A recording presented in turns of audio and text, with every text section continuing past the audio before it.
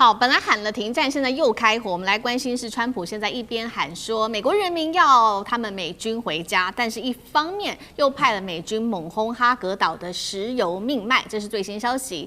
是不是接下來要打地面戰，卻又怕死傷會撐不住呢？另一方面，當然了，伊朗同樣祭出了各種的報復，現在號召了，包括了他說青年築起了人肉圍牆，在這一些基礎設施、電廠的附近給包圍起來，就怕美國真的發動了這個攻擊。另外呢，伊朗還有1400萬人不怕死，真備戰，這是來自於總統的說法。下一步，難道伊朗真的會轟波灣的能源命脈嗎？今天就這些議題，我們會一起來做關心。好，本來說要和談了，但是私底下的行動完全不是這麼回事。我們今天來看到美伊雙方各有哪一些最新的動作。最新消息是來自於這個《華爾街日報》還有伊朗媒體最新的報道，美軍在清晨突然間又突襲了伊朗的能源命脈哈格島，一口氣打了哈格島上面50個軍事目標。還好這一起攻擊是沒有攻擊任何哈格島上面的石油設施了，不然這個油價的部分恐怕又難以想象了。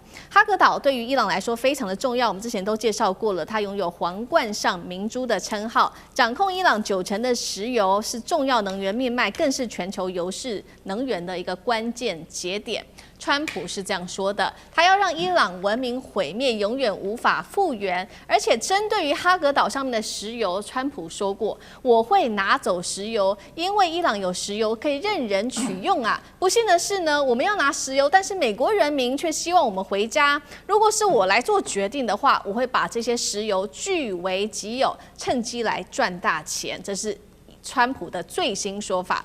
以色列軍方則是說了，呼籲伊朗的民眾啊，你趕快做了一個示警哦，9點前不要搭火車或者是鐵軌附近，趕快離開，否則你的生命危險會面臨巨大的威脅。這是來自於以色列針對伊朗的最新的一個威脅。好，我們先來關心川普嘴巴上說會停戰，達到2週的時間，但是實際上馬上在這個和談說出來之前，又針對了哈格島發動了最新的攻擊。為什麼要這樣做？難道在為下一波的地面戰又偷偷的在準備、在預備嗎？委員怎麼看？對，當我們看到川普說他喜歡石油，他就可以去搶石油哦，所以我才說，川普有沒有把伊朗打回17時代不知道哦，但是川普讓全世界都回到了強盜時代了。就川普正式宣告，你想要什麼你就去搶，沒問題。所以他可以去搶石油，中國大陸有一天可以來搶台灣，北韓有一天可以來搶南韓，反正你要，只要你兵強馬壯，你就可以搶天下了哦。就川普現在宣布了，全球已經進入了這種强盜時代了。那川普講這個話，其實終於讓我們看到說，原來長期以來哦，美國號稱是世界警察，結果你叫他把那個警察的制服脫下來之後，發現原來他身上刺龍刺鳳啊，徹徹底底是個黑道哦。那只不過是披了一個警察的外衣。但是搶石油，你說打哈格島就可以搶石油嗎？我也覺得很妙哦。就你搶到了石油又怎麼樣？你出不了荷姆茲海峽，你再多石油也沒有用啊。關鍵又不是在那個哈格島哦。那但是第二個，我認為這場戰爭能不能停戰，最重要的關鍵是在以色列哦。其實川普已經做了好幾手的策略了，就是不管是川普或者是他的幕僚，我們看到他這種自我催眠、精神式的勝利，這是一種。但是同時，如果大家注意到最近的美國的這個媒體所釋放出來的另外一個訊息是什麼？是以色列納坦雅胡刻意誤導了川普。甚至你看到今天《紐約時報》所公布的一則新聞出來，他連川普當時在開最後決策會議的時候，每一個人的回答都寫得很清楚哦。這些人的回答，除了赫格塞斯認為該打以外，其實 J.D. Vance 開宗明義就講說，你知道我是不同意這場戰爭的哦。那你更不要講說，在那場戰爭，在那個會議裡頭哦，這個媒體都已經報道了，說這個盧特尼克不在，能源部長不在，國家情報總監不在。這些人都沒有這個授權到參與到這個會議裡頭，所以很明顯的看得出來，美國正在建另外一條防線。就如果這種自我催眠式的勝利沒有辦法讓大家接受，他們就乾脆一股腦把責任都推給了這個納坦雅胡了。反正你就是個騙子，是你來騙大家的哦。那現在大家都在講說，這場戰爭如果接下來美國還是被以色列牽着鼻子走呢？這不是第一次了，從這場戰爭一開始，美國就被以色列牽着鼻子走。各位還記得吧？上一次說48小時之後要開始和談，就川普要出來講話，我們以為說他要講勝利了，沒有，宣布繼續再打2週。所以這一次到底會不會又重新再髮夾彎一次，沒有人知道。但是如果我們現在盤點哦，就是美國今天如果要打地面戰，他可能打什麼？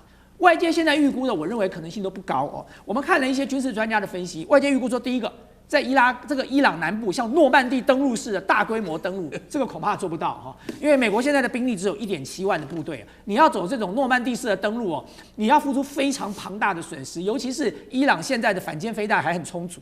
然後第二個說打通荷姆茲海峽，不用講了，這過去這幾天我們都討論過了，這是個不可能的任務啊。那第三個說佔領哈格島，美國如果蠢到去佔領哈格島，美國就當靶子了，就在哈格島被殲滅掉了。所以現在外界的軍事專家認為，唯一有可能的，就是從借道伊拉克，從伊拉克進伊朗的這個胡斯奇坦地區。為什麼？因為這個地方地勢平坦，有利於美國的機械化的部隊進入。如果要打地面戰，然後第二，因為那個地方接近了巴士拉地區，這個巴士拉地區是這個伊拉克巴士拉地區是美國非常熟悉的地區哦。然後第三個就是胡斯奇坦是伊朗非常重要的這個能源生產的地區，所以如果能夠攻下這個地區，當然对伊朗就會造成很大的影響。不過大家如果看一下伊朗的地形哦，就会我就直接回想到當年8年抗戰了。伊朗的地形哦，這個高原實在太多了，這個地勢太崎嶇了，所以就算美國能夠從伊拉克借道伊拉克進入伊朗的西部，伊朗什麼都不要做，就光靠地形就把美國耗死了。用地形爭取到了這個空間，用空間來換時間。美國的部隊恐怕沒有辦法在真的發動地面戰，根本沒有辦法在伊朗的地面上得到任何的這個實質的勝利了。好，現在看起來美國要發動地面戰，它的難度是非常非常高的。那另外一頭呢，伊朗剛剛講了嘛，美伊雙方互不相讓，持續的做攻擊。伊朗也不是省油的燈，確實許多的動作都可以看到，它還在積極的備戰當中。同樣，我們收到的一個最新的消息。在今天早上，阿拉伯聯合大公國的這個波灣國家呢，它的警報狂響哦，說是受到了攻擊。另外一方面，以色列也偵測到了，持續的偵測到來自於伊朗的飛彈攻擊。好，我們看到總統這個伊朗的總統他喊話，現在有1400萬我們的人民表態願意為國犧牲，並且呢，青年已經組成了人肉的圍牆，圍住電廠來維護基礎設施。如果美以真的敢攻擊的話，那這個導彈啊、炸彈炸下來，那就會變成一個國際性的一個戰爭罪的畫面，等於是人民就無辜的因此死傷哦。這邊伊朗的另外一方面也持續的宣告，如果美國敢攻擊，他們就會轟炸波灣的民生跟能源設施，並且在軍事上持續的對美軍發動行動。伊朗說他打中了迪黎波里2棲攻擊艦跟林肯號。幹哥怎麼看現在伊朗的戰力的部分？我完全同意剛剛大千講的，你知道嗎？你說美軍你要從伊拉克的東部進入到伊朗西部的話，你以為那是什麼？有公路很多條嗎？可以開着戰車就跑進去嗎？那個才是你的大麻煩。就像剛剛把 F-15的那個戰鬥機飛行員給救回來了，那一次行動你看又炸掉2架，每一架1億的那個 C-130運輸機，為什麼？因為他們當初在判斷下得去也上得來，結果下得去上不來，為什麼？飛不起來，都是泥土路啊！我想請問一下，你今天美軍要進到伊朗本土啊，那個有許多的地形、水文、天然資源等等的這些數據，那不是像你在打伊拉克，你打伊拉克已經累積了10多年的經驗，你要進入到伊朗，伊朗現在總統裴德斯基突然冒出一句話說：“我有1400萬青年人準備等着你。”其實老實講一句，這個1400萬不誇張，知道為什麼不誇張嗎？因為伊朗大部分男性都會使用突擊步槍，他們都會使用。為什麼？因為這是回教穆斯林他們那種習慣，就是說你在家裡擁有槍支是不違法的，你知道？經過短暫的訓練就可以上戰場了。所以有70萬的巴斯傑，就是巴斯傑民兵，那個也是很正常的。他們跟國家是利益完全綁在一起的，由他們來號召組成100萬大軍，其實這絕對不是你想象的伊拉克戰場啦！而且你要進去的話，你從空域突擊進去的結果，還是得不到從地上去直接攻打的那種結果，因為你一定要派地面部隊上去，才有辦法得到實質的效果。更不要講說，先不要講打到德黑蘭，那個是太早的東西。你要先進到能夠控制這個175萬平方公里的國土。說句實在話，那會把美軍整個給拖垮，所以這個是不可能的。但是我是覺得說，像伊朗國內的有一些本來他們是反政府的人哦，後來他們在西方的推特上面他們爬牆回答了，就是說在西方的人的一些疑惑，說啊，你們覺得川普他這一次達成和平協議，就有本來是反政府的人，他們就說，我跟你講，這個人根本就瘋了。為什麼？本來我們很歡迎美軍來教訓一下我們政府，結果他現在教訓的是我們的大學，他炸的是我們的女學生跟兒童。我想人心怎麼會服氣呢？你不要告訴我戰爭一定會死人。其實你們美軍最擅長就是精準轟炸，結果你們炸的都是這些無辜的老百姓。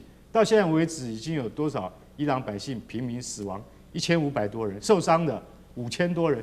所以到這個地步上，其實老實講，伊朗本身反美的情緒是很高漲的。他們說，美國已經成為目前最受不是光我们伊朗人討厭的，而是受全世界只要是正常的人都所討厭的一個政權的。這一切都是川普造成的，孰以治之？川普，你要為你自己。对，確實，現在是連美國的盟友都對美國畫上了非常大的一個問號。那另外一方面，我們看到美國川普持續的喊話，把伊朗石油據為己有，他說要賺大錢，這到底有沒有違反國際法？那岳老師又怎麼看？這個真是個天大的笑話，你知道嗎？就是說我很羨慕大錢，然後你的錢我要據為己有，憑什麼呀？對不對？那個人跟人之間有一個起碼的道德規範嘛。但是我覺得我剛剛稍微思考了一下的問題，我覺得川普他基本上認為把人家有的東西我想要去搶過來，是一個他基本上受的教育，這個就是美國人認知的水準。我說句良心話，這種真的非常難以理解，你知道嗎？因為你看到，就是因為川普這邊就搶人家的錢財，搶人家的油啊，就把伊朗就當成了委內瑞拉，委內瑞拉就搶得不像話，馬杜羅綁得像是個什麼，穿那個。什麼拖鞋啊，什麼綁到美國去什麼的這種感覺。那我這邊的話呢，要分成這幾個部分。那個川普喊的撤軍啊，是不得已了。為什麼？因為大家都沒有注意到事情啊。就川普底下那個海格塞斯啊，他那個戰爭部部長只會拍馬屁的。就是聽到說是要展現出英勇，那個川普是要錢，那個海格塞斯是勇猛的話呢，要派軍後，然後底下的參謀講說，哎，絕對不能派啊！這樣講，他講說你給我滾蛋啊！就陣前換將，一大矛盾啊，對不對？然後另外的話呢，就是說川普把伊朗石油據為己有的時候啊，這種說話裡面，其中我感覺他其實是無恥又無德啊，對不对？你據為己有的話呢，你要幹什麼？那關鍵是荷姆茲海峽。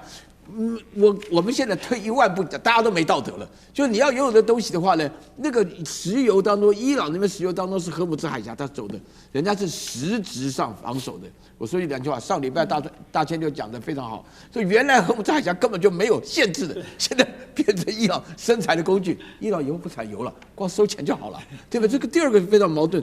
然後第三個的話呢，這個他違反了國際法的這個所謂的盟友，就我們一般來講交往的時候啊，我常常就舉個例子啊，就是說大家為什麼要做人，為什麼要有下一代？主要的原因就是因為感覺到他們的未來是好的，未來是好的原因就是因為有一定的秩序，有一定的規範。那像川普這樣的人的話，他基本上就是個瘋子。那所以我這幾天的話呢，就是說要影響美國人，就我的範圍內啊，影響幾個，就是說當初覺得美國很好，現在變成美國人講，我說你們那個什麼國家啊，你們這怎麼選擇這種人來？沒有一個人回應啊。都覺得美國好像確實有點問題。我說不是有點問題，是很多問題啊！你一定要了解這種情況。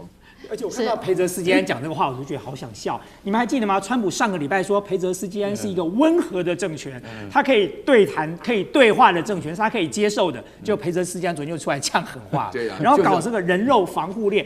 我看到人肉防護鏈，我覺得好熟悉。我不知道大家還記不記得當年阿扁曾經搞過牽手護台灣，一模一樣。但是人家伊朗比較帶種啊，是藝人加運動員啊，這人肉鏈啊，對不對？我們現在這個台灣在學這一套，搞了個半天，我們是沒有生命危險在那邊牽手護台灣了。他們伊朗是牽手護台灣的升級版2.0版。對，好，謝謝委員，謝謝老師。那我們休息一下，馬上回來。地緣政治、美中之爭、戰略價值、強權崛起、小國生存，現在與未來洞悉事件走向，掌握世界脈動，全球觀點。